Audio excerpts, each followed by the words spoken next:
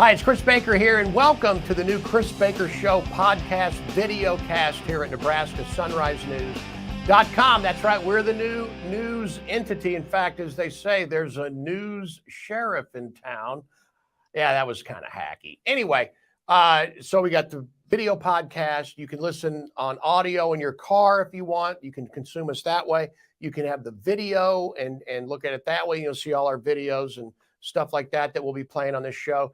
Or if you just want to go to NebraskaSunriseNews.com, read stories, they're there too. It's a multi-platform news and information delivery service, NebraskaSunriseNews.com. And I got to tell you something, it's the gutsiest media move I've ever seen or been a part of. It's awesome. And the thing we're focused on is the truth. Now, a lot of our detractors, before they even saw our work, were accusing us of being biased, we're right-wing. They're trying to discredit us before we even started publishing. Well, guess what? If we were so dishonest and so right-wing, then why was it that it was our news service, NebraskaSunriseNews.com, that broke the Mike Groene pervert story? That was us. And we're really proud of it. We got a lot of good people working here, a lot of nice people working here, a lot of people who are working hard, working here to give you the best content possible. Now, while we're talking about Mike Groene, I don't know about you, but I feel horrible for this girl. And this is why. Because Mike Groene came out and he said, well, that's it. I'm just going to step down. I'm just going to move away from politics, as if he got sick of them. No, they got sick of him. I mean, he was kicked to the curb, for goodness sakes. But I don't like the way that he went out. He made it sound like somehow Nebraska Sunrise News and this poor girl did something wrong by reporting this story. No, what was wrong was what you did with your little camera there. I mean, come on, man. I know that you would love to have this all back, but you can't. Now, from the girl's perspective, I would have liked it if the senator on his way out the door might have maybe talked about what a good job she did, and how what he did was wrong and beneath his own dignity, but that it was reducing her effort, because now this girl is going to have to fight the reputation of being the subject of horny Mike Groene's photo hobby instead of the really hard work she's done. And I think that Senator Groene owes her some type of statement about how hard she works and how professional she is. Now, when I also think of her, I think of this. It must be really rough sleeping at night knowing that this fine specimen of a man, Senator Groene, was creeping on you with his phone camera. I mean, seriously, looking at pictures and zooming into body part. Was this guy got nothing to do? I don't know. Nebraska's got a bunch of fentanyl coming in. All right. We got COVID restrictions that are out of control. I mean, we got a lot of stuff going on in our state. And this guy he doesn't need to be sitting around goofing around with his camera. He needs to be tending to the people's business. If he wants to perv out, then, Mike Groene, send your resume over to Pornhub. Maybe they got something for you to do. I think it's kind of funny. Everybody in the studio knows what Pornhub is. I just use it as a reference. What is it anyway? Is it? Oh. Forget I said that. Anyway, I'm sorry. There's too much serious stuff going on. Here in Omaha, we had 4 overdose deaths just last week. One of the guys that overdosed, he didn't die, is a friggin' doctor, okay? It's not just, some punk, some troublemaker, some criminal out there, stealing your car and hawking it so he can go buy some dope to shoot in his veins. This was a doctor. And you can find that story at NebraskaSunriseNews.com. We have a big problem with fentanyl. We have a big problem with drug overdoses in our state. We don't need our state senator jacking around with his stupid camera, perving out over his legal assistants, okay? Let me just show you this photo. This man made a huge mistake. This man had no business taking the people's business so lightly that he wasn't dealing with the very tough stuff. It is the Chris Baker video podcast here on the Nebraska Sunrise News Network. That's what I'm calling it. And we're very excited to have with us right now to fill in a lot of blanks we have had to listen to people chirping about January 6th nonstop. So let's talk to a guy who was actually there. Joining us right now, Omaha native Brandon Strzok. And by the way, the head of the Walk Away movement, which made, I think, a big difference in the last election. Brandon, welcome to the Chris Baker Video Podcast. Thanks, Chris. Good to be talking with you. Well, how are you doing these days? I'm doing okay. It's been a really very, very hard year as I've gone through this. It's now been about 13 months since the FBI raided my apartment in Omaha and took me to jail in handcuffs and presented me with a search warrant to strip my property and take my computer, my phone, my iPad, my clothing, my hard drives, my thumb drives, my camera, And after I got out of jail, I then found out I was facing just an onslaught of charges for being present on the Capitol grounds on January 6th. So it's been a lot. It's been a lot. Wow. So on January 6th, I just want to set the stage here. Did you go into the Capitol or were you outside? I did not go into the Capitol on January 6th, and I was actually never accused of going in the Capitol. So it's not even as though they thought that I did, and I had to prove that I didn't. As I just said, the FBI came in on Monday, January 25th at dawn, and a SWAT team put me in handcuffs, took me to jail, and I spent several days in jail. And when it was actually when I finally had a hearing with a judge, that's when I was able to really ascertain what their position was and where they were coming from, because I didn't even understand at that point what I was charged with. And it wasn't until I got to the courtroom that I started to gain a better understanding. And the prosecutor in the courtroom said, we know Mr. Strzok didn't enter the building. We know Mr. Strzok didn't engage in any violence or vandalism or theft or destruction. And at that point, I was kind of going, okay, well, then was it really necessary for an FBI SWAT team to come into my house and, take me away to jail? Just nothing really made any sense. But no, to answer your question, I did not. And I was on the east side of the Capitol, which is a distinction that I'm trying very hard to make every time I do an interview, because when people think about January 6th, all they see and all the media wants them to see is the imagery of things that were taking place on the west side of the building. So on the west side of the building, that's where you'll find the footage of people who were scaling walls and smashing windows and things like that. And I was on the east side of the building, opposite, and didn't witness any of that. Nothing like that was going on where I was. And I can't speak on behalf of people who were on the north and the south side, but I know that there were people all around the Capitol.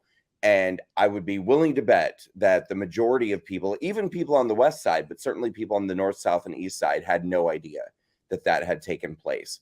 But I had gone up on the steps on the east side of the building, and I was filming because as I was approaching, there was a man at the top of the stairs holding his hat in his hand, and he was shouting down to people below, "They've opened the doors. They're letting us in. We're going inside. We're going inside." And so at that point, I walked up the stairs on the east side, and I just stood there and filmed for about 8 minutes outside. And the scene was a little bit chaotic. I mean, nobody was like stampeding or, beating the hell out of anybody or breaking anything, nothing like that. But I mean, there were hundreds of people kind of shoulder to shoulder in a small amount of space with these open doors. And some of the people were trying to make their way in and some were not. And so I won't say the crowd wasn't a little bit unruly, but I would not describe the crowd on that side as a, out of control riot or nothing like that. Were there people encouraging the crowd? We hear stories of this guy, Ray Epps, who for, I guess, a couple of days prior was really trying to light people up. Did you witness any of this yourself? I didn't, because so I was actually scheduled to be a speaker at an event at the Capitol after President Trump spoke at the Ellipse. So to my understanding, the format of the day was always that there was this event at the Ellipse. President Trump would be speaking. When President Trump got done speaking, everyone would march to the Capitol, and then there were dozens of speakers scheduled to speak at the Capitol after that. And so I was on my way, assuming that I was on my way to speak at this engagement. And it wasn't until I was getting close to the Capitol grounds that I started to get messages from people who were watching at home on television saying, we're hearing that people are going inside. And I was nearly almost there, when I got those messages. So no, I had no indication whatsoever. And honestly, I have to tell you, I got arrested and jailed shortly after January 6th, 2021. And at that point, it kind of caused a lot of trauma and a lot of just concern and worry and negative feelings for me. So I have avoided the subject of January 6th as much as I could. So in this weird way, although I ended up getting arrested and charged and being a part of it, I probably know less about January 6th than most people who watch cable news every night. I was aware that people were talking about Ray Epps and who's Ray Epps. And I know that there was this guy running around telling people, but I don't know if he was doing that on January 5th or January 6th, or I never saw him. I just feel like I was one of the last people to get the memo that people were going inside. And then I arrived and I stood there for 8 minutes and watched as some people were entering open doors on the east side. And after 8 minutes of that, a man came out of the Capitol and got on a bullhorn and he said, they've cleared Congress. Everybody clear out. And at that moment, I turned around and I left. And I told the people behind me, go this way, go this way. They're asking people to clear out. So I simply don't know, because I was legitimately on my way to speak at this event. And then as I got close, I found out that something else was going on. I tried to kind of document what was happening, and then my life went to hell. What did they charge you with? This is because I'm sitting here listening to you and I don't know where you committed any offense. Well, I can tell you. So they charged me with 2 felonies and a misdemeanor. So one felony was knowingly occupying restricted grounds. One felony was impeding an officer in the line of duty. And the misdemeanor charge was disorderly conduct on Capitol grounds. And so essentially, the moment that I walked up on the steps, it became a crime. Because as it turns out, and I don't think this is common knowledge for the vast majority of people, but if a protest is taking place at the Capitol, it's illegal to go on the Capitol steps and protest. Or it might even be illegal to go up there during a protest. I don't know. But it's definitely illegal to be a part of a protest and go up on the Capitol steps. So the moment that I started climbing the steps, I broke the law. And so they kind of got a 2-for-1 with the disorderly conduct on Capitol grounds, or on restricted grounds, and then knowingly occupying restricted grounds. And then in my video where I'm shooting the people walking through the open doors, there's a moment, I don't know, 6-7 minutes in, where one police officer comes to the door, like the door frame. And this is about 20 feet away from where I am. And as he approaches the door frame, a man in the crowd, or a person in the crowd near where he is, grabs his plastic shield out of his hand. And when that happens, members of the crowd began kind of, chanting and cheering and, things like that. And essentially what I was, the allegation against me was that I was encouraging the crowd, or that I was encouraging this behavior to take the shield from the officer. And eventually they ended up dropping that charge, and they ended up dropping the other felony of knowingly occupying restricted grounds. But as a part of my plea deal, they maintained the misdemeanor charge of disorderly conduct on Capitol grounds, or restricted grounds, or whatever it is. So I ended up pleading guilty to one nonviolent Class B misdemeanor charge.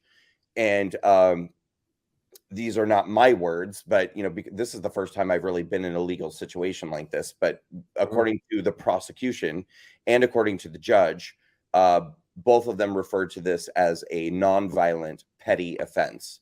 But even still, based off of the way the media has covered this case and me specifically, and even to a certain degree, the punishment that was requested for me by the government and what I'm, going through and the fallout. I mean, you would think that I planted a bomb in a skyscraper and murdered thousands of people.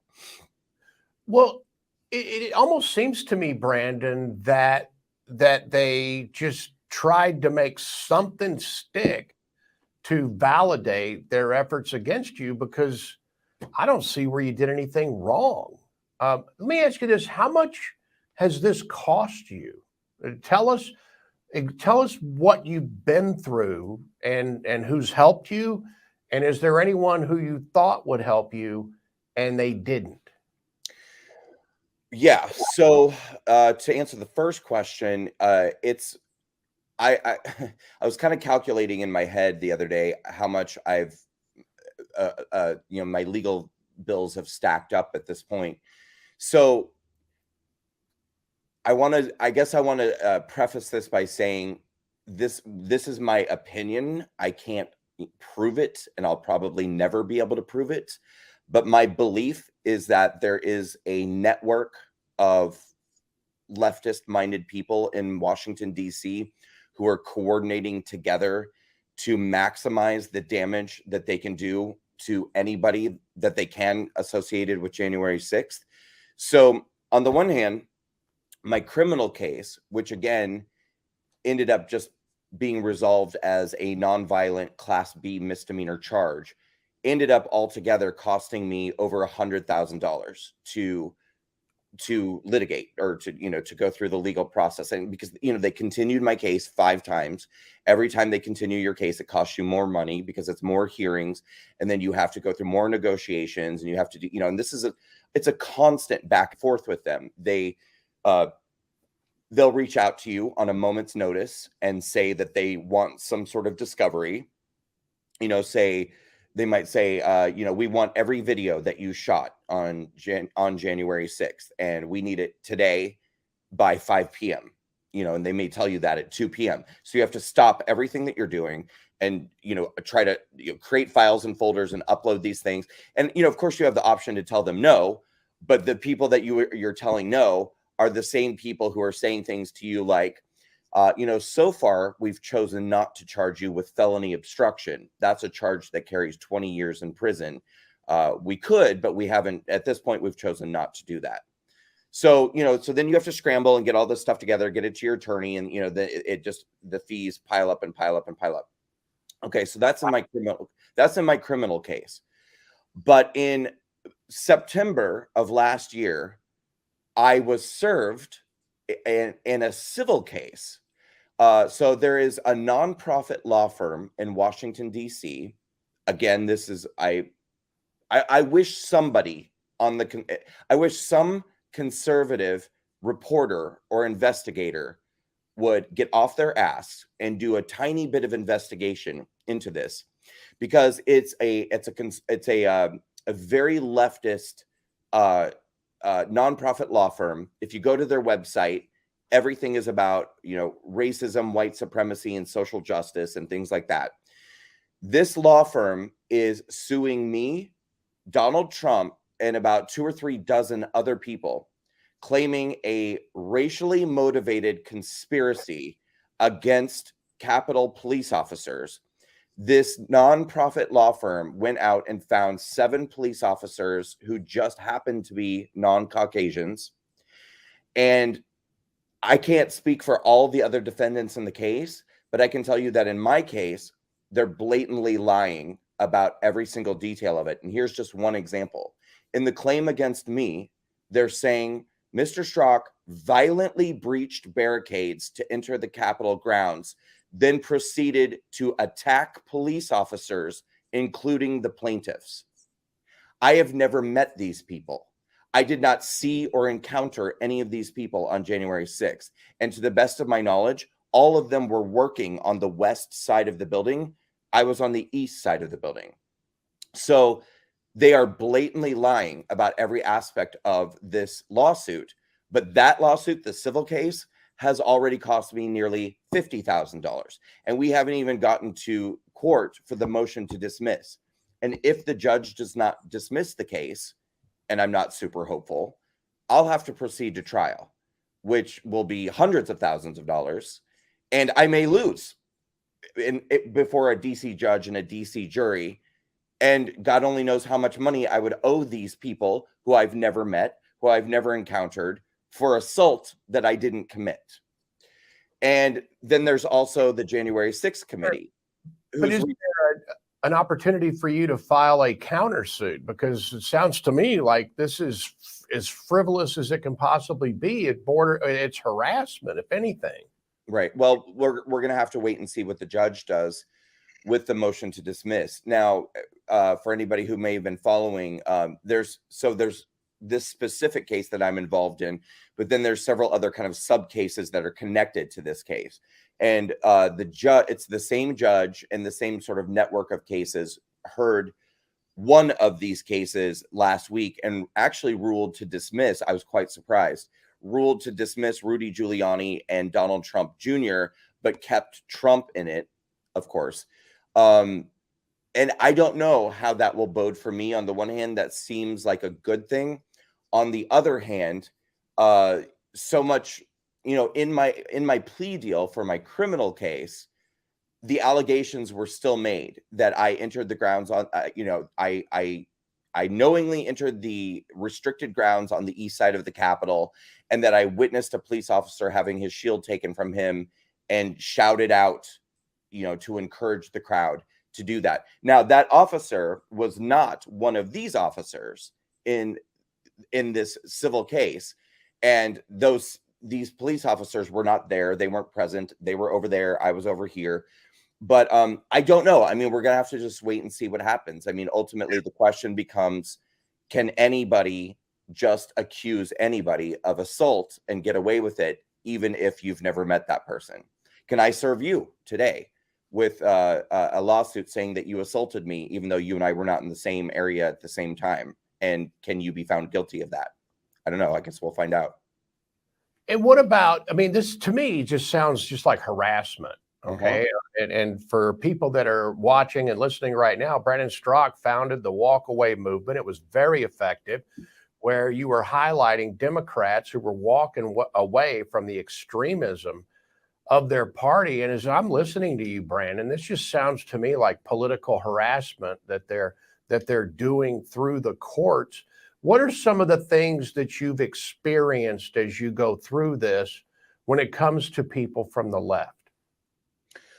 So after I got arrested and released from jail, 3 days after I got, and you have to bear in mind, this became like international headlines, MAGA influencer arrested for his role in the deadly insurrection. These were the headlines that were everywhere. So, and this was at the time, this was shortly after January 6th. So this is when the media was still claiming that 6 people were killed at the Capitol by rioters. So they were tying all of that together. So despite the fact that I was on the Capitol, I was standing there the whole time like this with my camera in my hand, and actually my arms were fully extended above my head, but both of my hands were occupied while I was there holding my phone, which is why I have a video of the entire experience of me being there.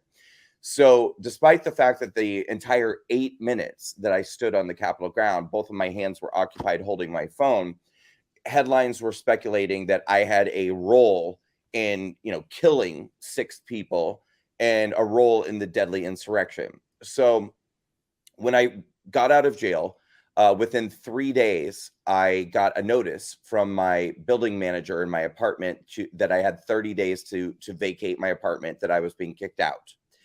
And the reason why they were legally able to get away with that is because I had already exhausted my initial lease, and I was now on a month to month, after completing the terms of my original lease. So essentially what they said is, we're just not going to renew you for the next month, and you have until the end of this month to get out. So in the midst of all this sort of PTSD and trauma from going through an FBI raid and going to jail, I now had to find a new place to live, which I did. So I had to move out within 30 days. Then about a week after that, I got a letter in the mail from the government telling me that my TSA pre-check status was being revoked because I was no longer considered a low-risk traveler. And then it was several weeks after that I actually went to the airport to try to take my first business trip. And when I got to the airport, I discovered that the government had put me on a terrorism watch list. So I now have a designation which is called Quad S, or SSSS.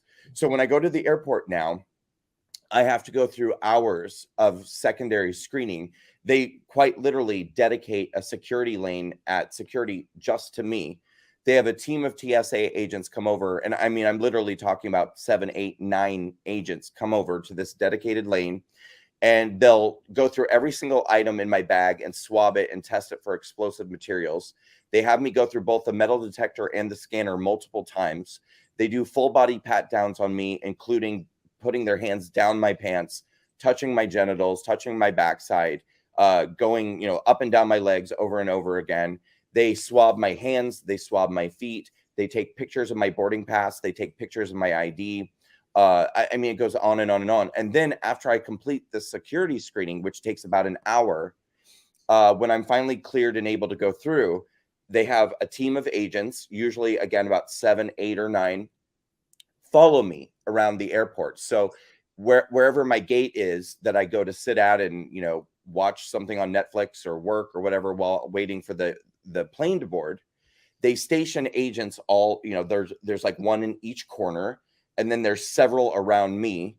And sometimes they bring dogs, like explosive sniffing dogs, to the gate. And they have them stationed everywhere. And then when the plane finally starts boarding, when the airline says, we're now boarding first class, we're now boarding whatever, I get in line to board the plane.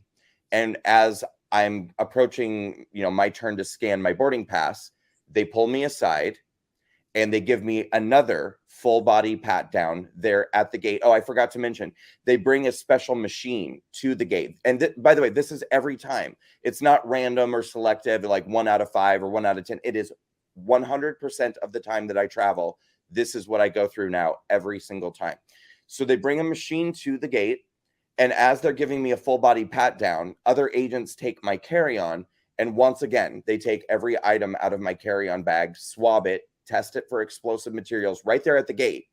And all of the other passengers are watching this happen. So they're now terrified, to get on the plane with me and going like, why is this happening?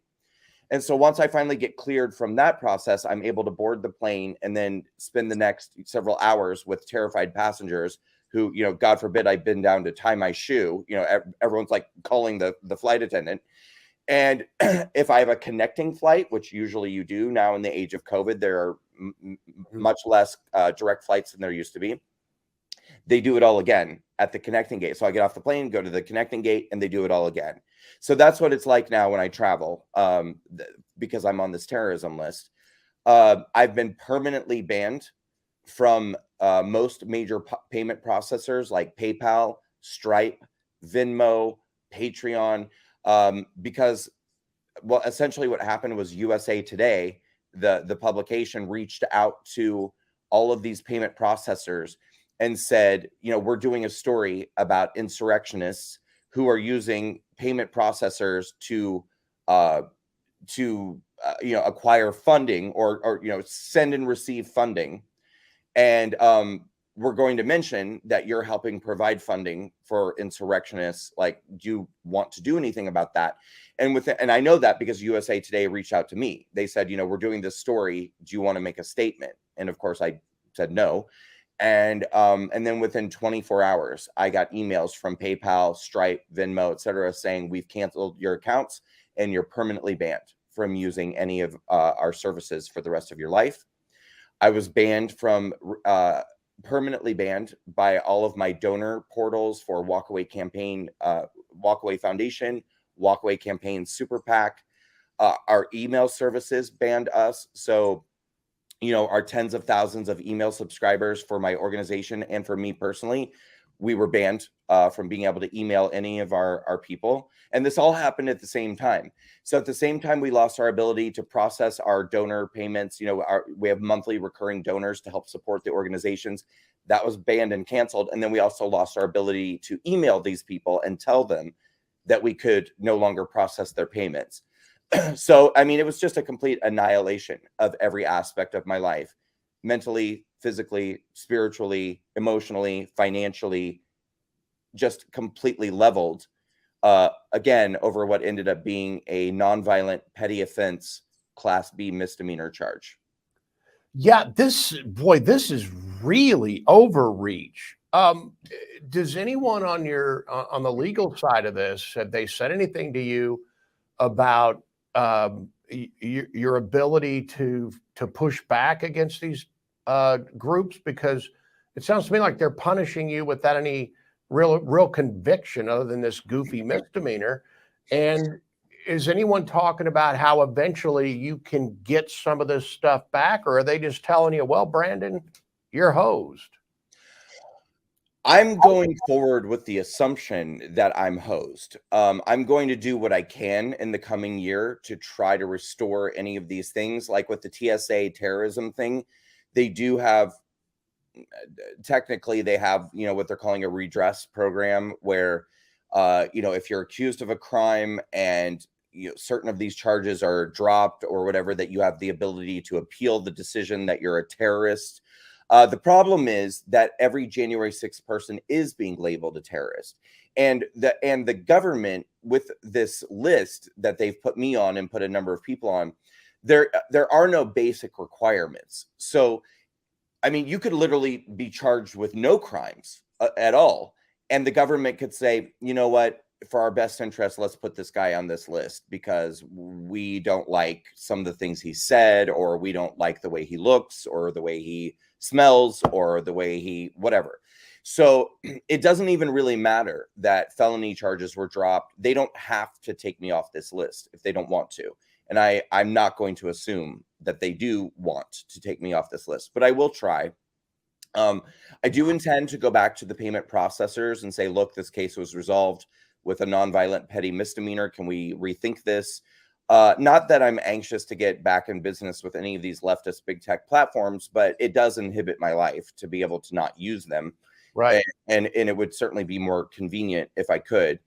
And in terms, going back to your kind of original question too, about, has anyone helped? And is there, and the other question about, is there anything that I can do to kind of push back? Is there any recourse?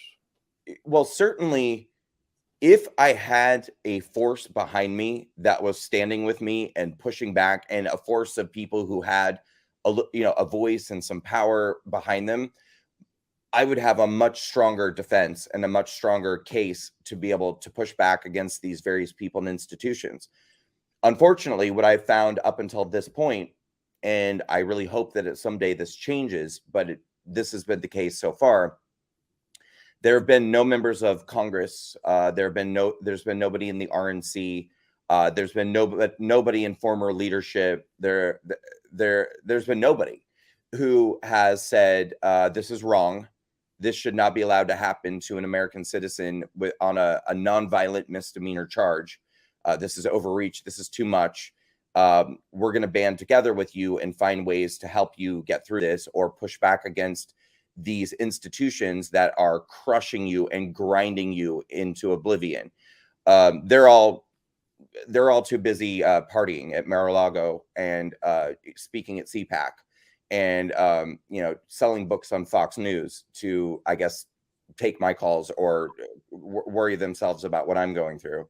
So have you spoken with Senator Ben Sasse or Congressman Don Bacon? Or I know Jeff Fortenberry is probably a little busy right now, but Adrian Smith, Deb Fisher, these are your representatives in D.C. Have you talked with any of them or asked them for any help? Have they said anything to you? I've heard nothing from any of those people up until this point. And Don Bacon, I actually know personally because he's done a walkaway event in Nebraska, I guess, during sunnier and better times, when it was more favorable to be standing next to me. I don't want to go too far here and say too much because, well, not because I'm afraid to, but because God only knows, if these people may have some kind of strategy or may actually have some desire to help me that will present itself at some point. It hasn't yet, but I don't mind telling you that on Twitter, a number of nasty, aggressive trolls on Twitter at one point many months ago were harassing Don Bacon for doing an event with me, a year, however long ago it was. And one of his campaign aides actually spoke out and kind of dismissed me, saying it was a little bit of a slap in the face. The comment was something like, I don't we don't know about that, but Don Bacon is certainly walking away from Joe Biden's policies about this, this, and this. And I was like, oh, how cute. Oh, please. So very nice play on words there. Oh, we worked the walking away in. Wow. Well, that shows the creative thinking that we have in Washington, D.C. Brandon, just hearing your story, it just sounds to me as if you're a victim of harassment and that there are, people on the left who have used this situation to try to silence what was a very effective campaign, which was your walk away campaign. I don't see how this happens to an individual in the United States of America based on a misdemeanor. Right. So, I here's what I do believe, though, Brandon, is that we keep fighting. We'll get through this. And I'd like to see some redemption because, you didn't really do anything. You just showed up at an event. How did the FBI treat you when they showed up at your home early in the morning? What was said to you? And they rough you up? Did they shove a gun in your face? Tell me about that raid. No, I mean, I can honestly say that I feel like I was treated pretty well and pretty respectfully by the FBI agents and by the guards in jail, because I know that for a lot of January 6 people in other jurisdictions, that has not been their experience. And so certainly, although I think my story is horrifying and harrowing and insane, I don't want to oversell parts of it that just aren't true. And the truth is, the FBI, there was what I would classify as a lead agent, the one who did the majority of the speaking and sort of took the lead on handling the raid and the arrest. And he was nice. I mean, as nice as someone can be when they're putting you in handcuffs and presenting you with a search warrant and taking you downtown. But I mean, no, he wasn't screaming at me. He wasn't sticking a gun in my face. He was firm, but he was respectful, I felt like. Yeah. The guards in jail, I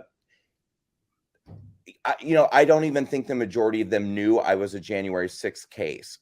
In fact, I think that I remember the guard who was processing me out when my release was finally ordered. This was after 2 days. He discovered that I was a January 6th person, but this was literally like 2 hours before I was being let out.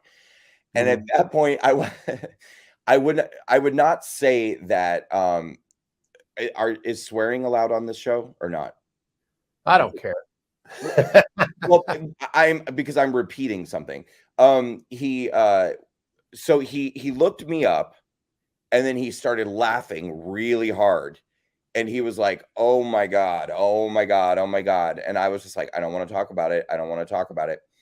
And so he was trying to ask me 1,001 questions. And I was like, no, I'm not answering any questions for anybody about anything related to this. Yeah. And because I didn't know if I was being baited. I didn't know if he would repeat what I said to someone else, whatever. But at one point he said he started bringing up Nancy Pelosi. And he was just like, well, she's a bitch. That woman is a bitch. And I was like, I'm not saying anything. I'm not saying a word. So I mean, I'm sure there were probably some like-minded guards, but no, I felt like I was not singled out or harassed because of January 6th, but it didn't make the experience any more pleasant. I can tell you that much. So what's your life like now? I think I saw something on Twitter. You got an ankle bracelet that's cutting into your ankle. I don't know if you know this, but here in Nebraska, most guys just cut those off anyway. No, I don't know that. And Chris, I do not think that's good advice. But I mean, what's your life like now? I mean, you're on house arrest. Can you have come over? I mean, is it kind of like what is it? Who's that guy? Pablo Escobar, where he gets to have hoochies and parties at his house while he's on house arrest. I know I'm kind of being facetious, so forgive me, but what's your life like? So, one thing that to me just really feels like something out of the Twilight Zone is that, it's now been more than 13 months since the FBI raid, me being taken to jail, me going through a year of pretrial supervision. And for anyone who doesn't know, pretrial supervision is, in my opinion, more strict than probation. Now, it might be different if I were, convicted on like some serious drug charges or something like that, where I had to go in like on a weekly basis and give a urine sample, et cetera. But during pretrial supervision, you have to check in weekly. You have to request permission to travel outside of the state. You have to turn over your passports, and there's a lot of stuff. It's much like being on probation. And so I've already gone through a year of that. I've gone through several days in jail. I've gone through an FBI raid. And then finally, after 5 continuances and 5 other delays of my sentencing, I was sentenced about 3 to 4 weeks ago. And in my sentencing, I was sentenced to 3 months of house arrest, 3 years of probation, 60 hours of community service, the maximum fine of $5,000. $500 restitution to the Capitol, and the government actually requested, but was denied. Thank God. The judge, the prosecution requested that as a condition of my 3 years of probation, that the government have the right to surveil my computer, my phone, my bank account, my social media account, and my email accounts for a period of 3 years while I was on probation. And the judge actually did not grant them that. Wow. But I can, over a first offense misdemeanor. But I can tell you that, I mean, there are just not even days, every day, literally every day, I think to myself, I cannot believe I'm still going through this. I cannot believe that for the 8 minutes that I spent outside of the east side of the Capitol, outside of the building, I'm wearing an ankle monitor 13 months later. And I still have, I mean, by the time this comes off my ankle, we're going to be approaching summertime. I mean, it will be almost a year and a half since January 6th by the time I get this ankle monitor off. And then I have another 2.5 years of probation to go through over 8 minutes. Wow. Well, I will give you one good side of this, okay? And I know this will sound petty, but the ankle monitor will be gone. No tan line. So. Well, and that's actually a good point. Is it would have been worse if my house arrest had begun like in May and I had to spend June, July, and August inside. Like that actually would have been worse. So if there are 3 months that you have to spend stuck in your house, I guess January, February, and March and April are not the worst.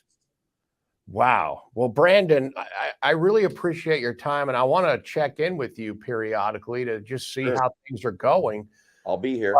But, for a misdemeanor, for a guy to be going through what you're going through and to incur the cost that you're going, has anyone approached you and said, "Hey, Brandon, we'd like to have you write a book," or "Brandon, we'd like to do a documentary"? Has anyone approached you for those things?